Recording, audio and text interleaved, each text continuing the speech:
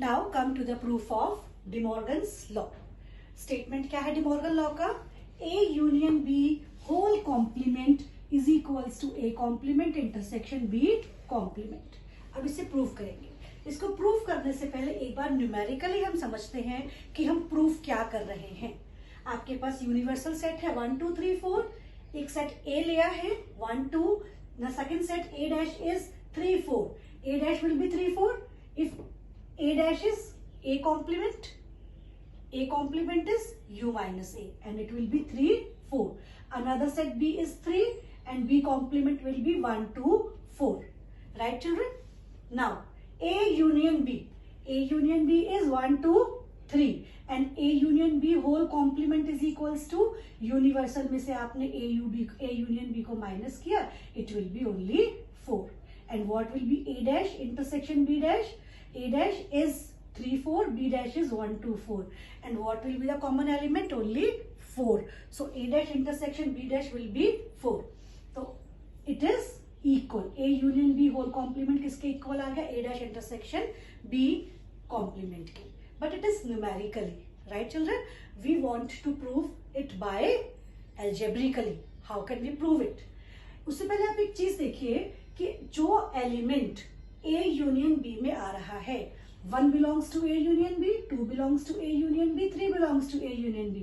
But if 1 belongs to A union B, then 1 does not belongs to A union B whole complement. अगर कोई element A union B से belong कर रहा है तो वो A union B whole complement से बिलोंग नहीं करेगा, right? So come to the proof. Step 1 में हम प्रूफ करेंगे कि A यूनियन टू प्रूफ, यहाँ पे आप लिख लीजिए कि स्टेप 1 में आपको क्या प्रूफ करना है। स्टेप 1 में आप प्रूफ करेंगे कि A union B whole dash is a subset of A dash intersection B dash. A union B dash subset है A dash intersection B dash का। हम ये कैसे प्रूफ करते हैं? Let X be any element. X कोई element है, वो बिलोंग कर रहा है A यूनियन B कॉम्प्लीमेंट से। अगर कोई element A union B whole complement में है तो क्या वो एलिमेंट A यूनियन B में है? नहीं है। आप न्यूमेरिकली देखिए कि जो element A union B whole complement में है, क्या वो A यूनियन B में है? नहीं है। तो अगर आपके पास ये X A union B whole complement में है तो ये X कहाँ पे नहीं होगा? X does not belongs to A union B. X कहाँ पे नहीं होगा आपका? A यूनियन B में, right? X does not belongs to A union B. There implies X does not belongs to A and X does not belongs to B. अगर X A union B में नहीं है तो X A में भी नहीं होगा एंड X B में भी नहीं होगा। बेटा जब मैंने आपको यूनियन के सेट का डिफाइन लिखवाया था तो मैंने आपको लिखवाया था A union B is equals to X is such that X belongs to A और X बिलोंग्स टू B। वहां पे मैंने आपको और लिखवाया था, यहाँ पे मैं एंड लिखवा रही हूँ यूनियन के प्लेस पे। ऐसा मैं क्यों कर रही हूँ? क्योंकि यहाँ पे डज नॉट बिलोंग्स टू आ गया है। अगर आपके पास डज नॉट बिलोंग्स टू का साइन आ जाता है तो आप यूनिवर्सल को किस में चेंज कर देते हैं? एंड में, right children? So again, if X does not belongs to A, अगर X A से बिलोंग नहीं कर रहा है तो X किससे बिलोंग करेगा? X किससे बिलोंग करेगा? A कॉम्प्लीमेंट से, right? Then X belongs to A complement. Similarly, X belongs to B complement. और अब ये एंड को हटा के आप सिंबल फॉर्म में डाल दीजिए। अब यहाँ फिर बिलोंग्स टू आ गया है। There implies X belongs to A dash, and के प्लेस पे अब यूनियन नहीं आएगा क्योंकि यहाँ पे belongs to आ चुका है। मैंने क्या बताया था? अगर does not belongs to आता है तो चेंज हो जाते हैं उनके सिंबल, और अगर आपके पास belongs to आ जाता है तो एंड के प्लेस पे क्या आ जाता है? Intersection. X belongs to A dash intersection B dash। तो आप देख रहे हैं same element A union B whole complement में भी है और same element A dash intersection B complement में भी है.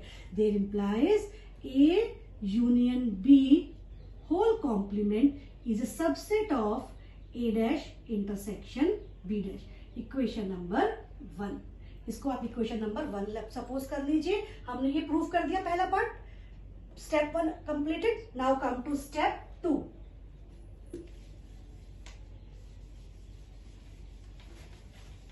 स्टेप 2 में आप क्या प्रूव करेंगे बेटा? स्टेप 2 में आप प्रूव करेंगे A dash intersection B dash is a subset of A union B whole complement. अब आप कोई दूसरा एलिमेंट ले लीजिए y. Let y belongs to A dash intersection B dash.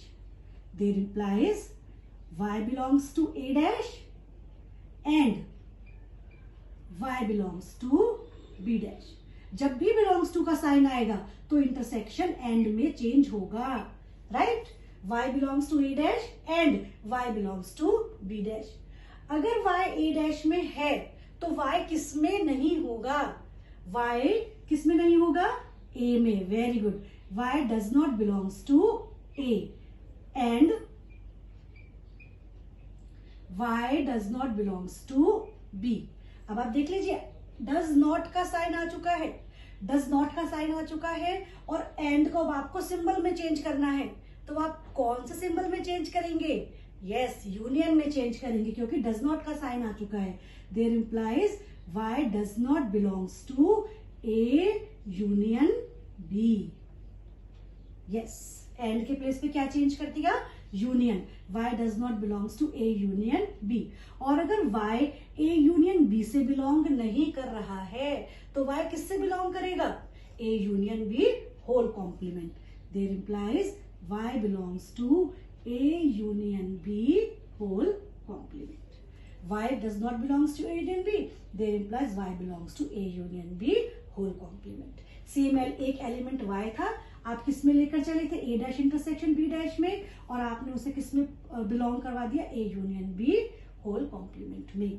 There implies A in complement intersection B complement is a subset of A union B whole complement. It is equation number 2.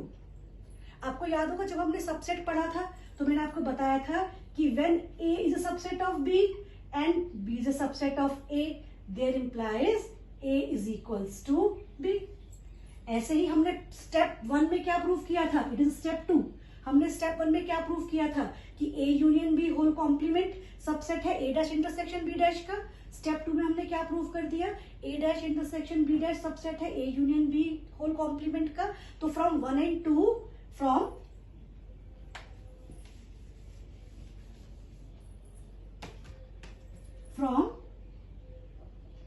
equation 1 and from equation 1 and 2 we get A union B whole complement is equals to A dash intersection B dash. And students, second part, second law, that will be A intersection B dash is equals to A dash union B dash. You can solve yourself.